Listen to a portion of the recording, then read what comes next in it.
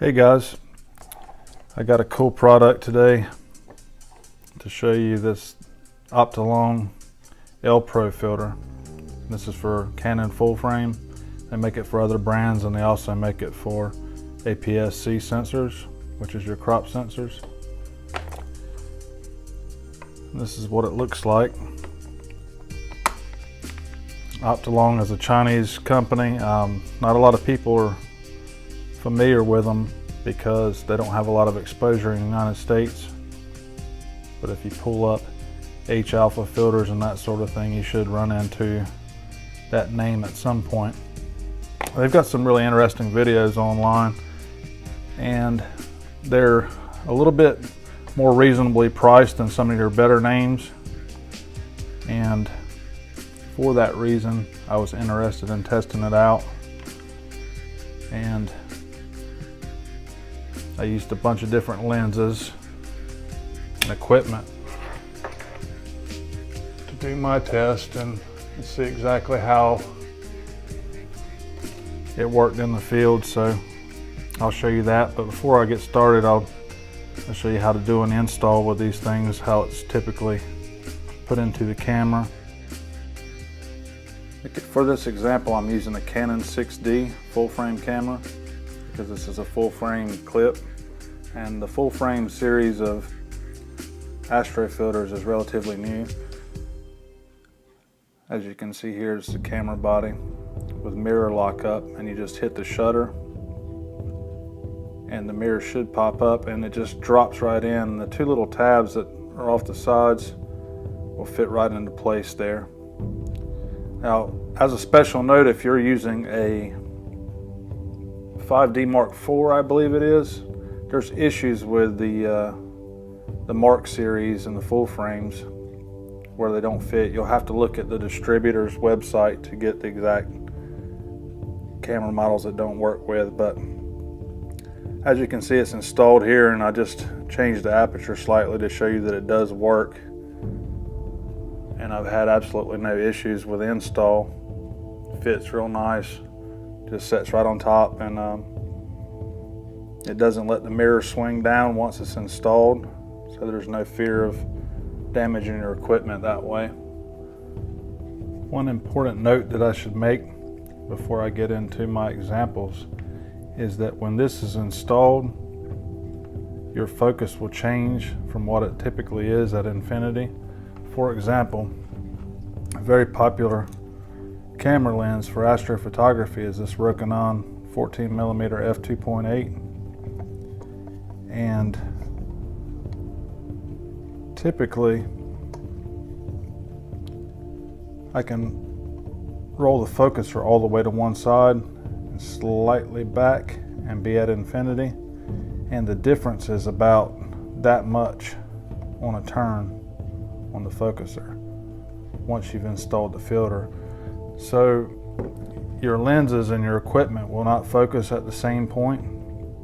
So far, I haven't had an issue with any of the lenses that I've used or the equipment, but with a camera lens that's limited on focus travel, that may be an issue. So the L-Pro series filter was designed with color balance in mind, and it's supposed to let really high percentage of your hydrogen alpha through and things like that, but reduce the sodium and mercury vapor light from artificial lighting. And also designated as L-Pro, in the description, it's supposed to maintain a fairly decent color balance. A lot of your filters will throw off your color balance quite a bit. And if you're into astrophotography, you know that you have to balance your colors in RGB anyway. So I've never had a product that I thought was so extreme that I couldn't correct it. But I will say that from my results, it's a little blue shifted. I'll show you that. But overall, it maintains pretty good color balance, just as they said, and it also reduces man-made artificial lighting. I personally live in a Bortle 6, and I'd say that depending on the time of the year, that it's between a 6 and a 7. But the actual dark sky finder map will show that I live in a 6. And in my current situation, I have street lights all in my face, and it did cut all of that, and also it cut the light from my house, from my windows. I'm really impressed with that. I was a little skeptical when I saw the company's initial product photography that they did, but I can confirm that it's accurate. It does work exactly as a light pollution filter should work, and there's no deterioration in image quality based on the shots that I have taken with various lenses and equipment, and I'll get onto that now. So for my testing, I shot with and without the filter, in every case with the same exposure settings, the same white balance, the same pretty much everything, and I tried to shoot in a duration where it was as immediate as it could be behind each shot. And what you're seeing here is an unfiltered shot of the sky in Bortle 6 directly over the top of my house facing south. And you can notice easily how there's a lot of sky glow, light pollution. This was done with a Rokinon 14mm f2.8. And the next shot, I want you to pay close attention to the amount of highlight coming from the windows of my house as I'm pointing up over the top of it. And you see here clearly that the Optolong L-Pro filter cut that down so much, in fact, that you can actually see detail in the windows, and that's with the same exposure settings.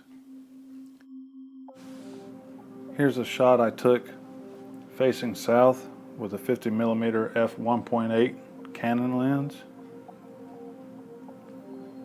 and to point out that there's no loss in nebulosity transmission, you can easily see where the amount of detail is the same.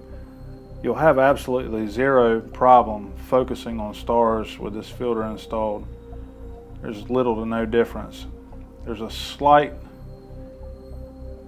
darkening effect, but at anything above, I'd say 800 ISO, I was picking up stars really well.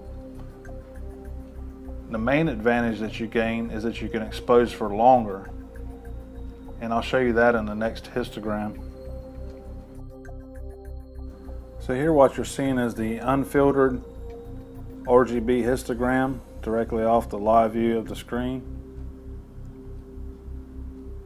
and then the filtered version of it where the blue is shifted to the right.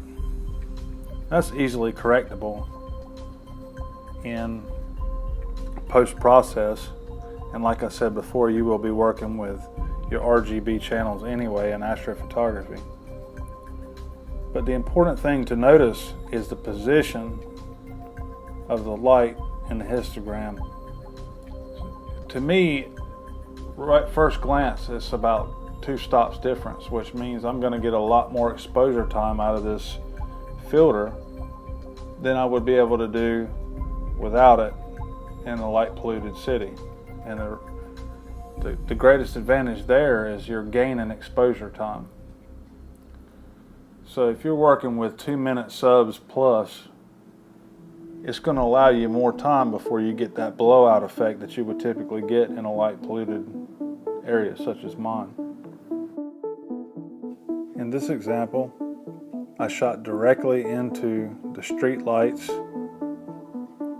and towards the city, which is east of me, and you can easily see in the first photo how much light pollution I have to deal with at Bortle 6. And in the second filtered version, pay close attention to the corner by the trees where the street light from a storage unit is directly in my face. And you'll notice that you'll see and observe quite a bit more detail in the tree line.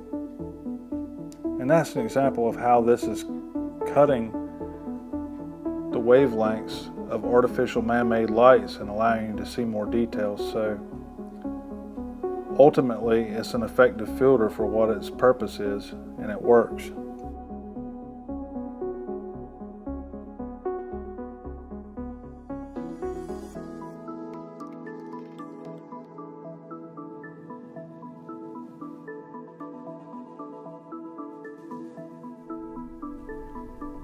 Let's say you live somewhere where your neighbor has street lights, or you live in a city where you have street lights affecting you.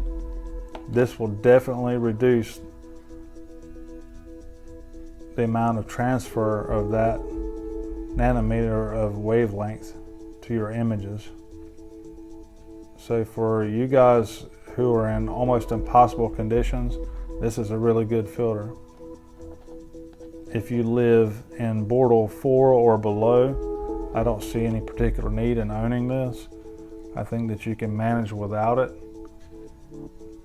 For guys that are doing CCD imaging, obviously you probably have absolutely zero interest in this because you're doing narrowband imaging, and in most cases you can survive in areas where it would seem to most people virtually impossible to image. For me, I'm really impressed with it. I've used other filters, and I think that this is a cheaper alternative to the same CLS filter that you get with major brands. So I would recommend it highly for that.